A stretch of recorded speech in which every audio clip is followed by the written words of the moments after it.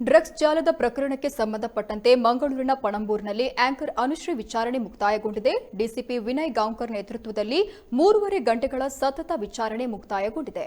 ಇದೇ ವೇಳೆ ಮಾಧ್ಯಮದವರೊಂದಿಗೆ ಮಾತನಾಡಿದ ಅನುಶ್ರೀ, ತರುಣ್ ರಾಜ್ ನನಗೆ 12 ವರ್ಷಗಳ ಹಿಂದಿನ ಪರಿಚಯ. ನನಗೆ 6 ತಿಂಗಳು ಡ್ಯಾನ್ಸ್ ಕೊರಿಯೋಗ್ರಾಫ್ ಮಾಡಿದ್ದಾರೆ.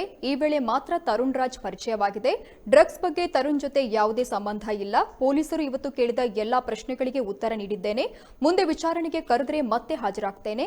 ಇವತ್ತು ಮುಂದಿನ ವಿಚಾರಣೆ ಬಗ್ಗೆ ಪೊಲೀಸರು ಏನೂ ಹೇಳಿಲ್ಲ ಅಂದ ಅವರು, ಡ್ರಗ್ ಮಾಫಿಯಾ ರಾಜ್ಯಕ್ಕೆ ಅಂಟಿರುವ ಭೂತ, ಆ ಭೂತವನ್ನ ಹೋಗಲಾಡಿಸಲು ಪೊಲೀಸರು ಪ್ರಯತ್ನ ಮಾಡ್ತಾ ಇದ್ದಾರೆ. ಅವರಿಗೆ ನಾವು ಸಹಕಾರ ನೀಡಬೇಕು ಅಂತ ಸಂಪೂರ್ಣವಾಗಿ ಮಂಗಳೂರು ಕನ್ನಡದಲ್ಲಿ ಹೇಳಿಕೆಯನ್ನ ನೀಡಿದರು. ಈ ಥರ ನೋಟಿಸ್ ಬಂದಿತ್ತು ನನಗೆ ಮೊನ್ನೆ. ಸೊ ಇವತ್ತು ವಿಚಾರಣೆಗೆ ಕರೆದಿದ್ರು.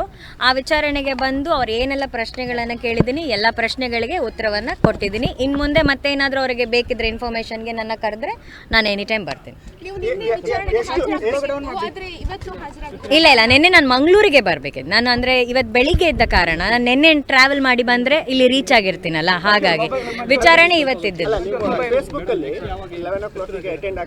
ನಾನು ನಾಳೆ ಅನ್ಲ ಅದೊಂದು ಸಣ್ಣ ಇದಾದದು. ಅದು ಆ್ಯಕ್ಚುಲಿ ನಾನು ಇದಕ್ಕೆ ಮಂಗಳೂರಿಗೆ ಬರಬೇಕಾಗಿದ್ದು. ನೆನ್ನೆ ಮಂಗಳೂರಿಗೆ ಬಂದೆ. ಅವ್ರು ಇಷ್ಟು ಗಂಟೆಗೆ ಬನ್ನಿ ಅಂತ ಹೇಳಿದ್ರು. ಇವತ್ತು ಬಂದೆ, ನನ್ನ ವಿಚಾರಣೆ ಮುಗಿತು. ಯಾವ ಇನ್ಫಾರ್ಮೇಷನ್ ಮೇಲೆ ನಿಮ್ಮನ್ನ ನೋಟಿಸ್ ಮಾಡಿರೋದು?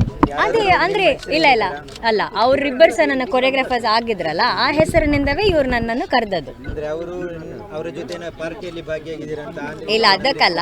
ಅವರ ಪರಿಚಯ ಇದ್ದ ಕಾರಣ ಇನ್ಫಾರ್ಮೇಷನ್ಗೋಸ್ಕರ ಅವ್ರು ನನ್ನ ಕರೆದ್ರು. ಅವ್ರು ಏನೆಲ್ಲ ಪ್ರಶ್ನೆಗಳನ್ನು ಕೇಳಿದ್ದಾರೆ ಎಲ್ಲದಕ್ಕೂ ನಾನು ಕರೆಕ್ಟಾಗಿ ಆನ್ಸರ್ ಮಾಡಿದ್ದೇನೆ.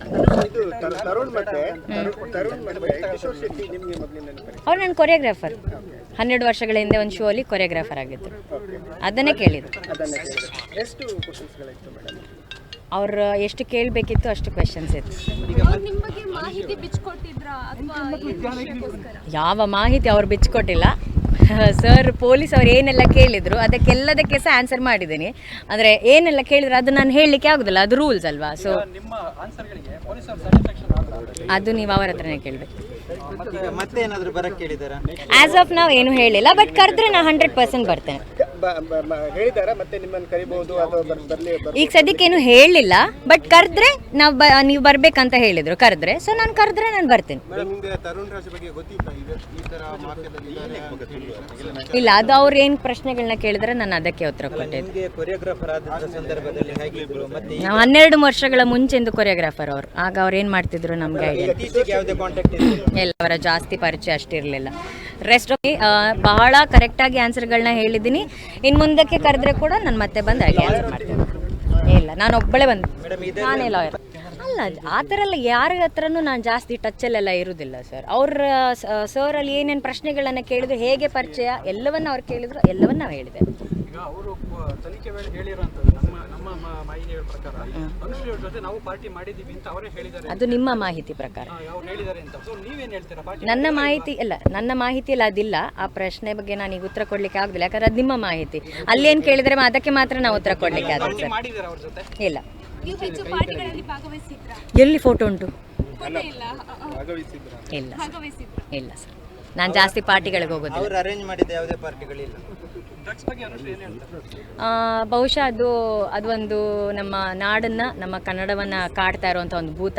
ಅದರ ರಿಲೇಟೆಡ್ ಬಹಳಷ್ಟು ಜನಕ್ಕೆ ಒಂದು ಇಮೇಜ್ಗೆ ಆಗಿರ್ಬೋದು, ಅವರ ಪರ್ಸನಾಲಿಟಿ, ಅವ್ರ ಹೆಸರಿಗಾಗಿರ್ಬೋದು, ಸುಮ್ಮನೆ ಅನ್ನೆಸೆಸರಿ ತೊಂದರೆ ಆಗ್ತದೆ. ಅದು ದೂರ ಆಗಬೇಕಂತಲೇ ಇಷ್ಟೊಂದು ಪೊಲೀಸವರೆಲ್ಲ ಜವಾಬ್ದಾರಿನ ತೊಗೊಂಡು ಮಾಡ್ತಿದ್ದಾರೆ.